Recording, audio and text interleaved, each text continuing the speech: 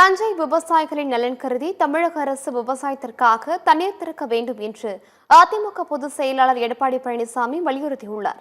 தஞ்சாவூர் மாவட்டம் வண்ணாரப்பேட்டை பகுதியில் தண்ணீரின்றி கருகும் பயிர்களை பார்வையிட்ட எடப்பாடி பழனிசாமி விவசாயிகளிடம் குறைகளை கேட்டறிந்தார். பின்னர் செய்தியாளர்களை சந்தித்த அவர், விவசாயிகள் கஷ்டப்பட்டு நடவு செய்த பயிர்கள் தண்ணீரின்றி கருகி போகும் நிலை ஏற்பட்டுள்ளதாக கூறினார். விவசாயிகளின் வாழ்வாதாரத்தை காக்கும் வகையில் விவசாயத்திற்காக 20 நாட்களுக்கு தண்ணீர் திறக்க அரசு நடவடிக்கை எடுக்க வேண்டும் என கேட்டுக்கொண்டார்.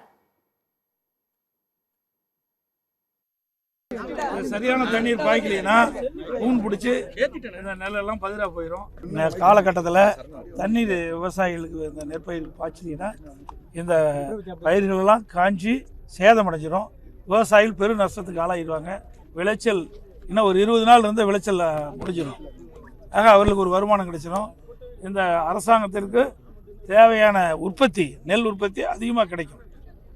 அதனால் இந்த அரசாங்கம் இதில் விவசாயியுடைய கோரிக்கை கஷ்டத்தை உணர்ந்து உடனடியாக மேட்டூர் அணையிலிருந்து தண்ணீர் திறக்கப்பட வேண்டும்.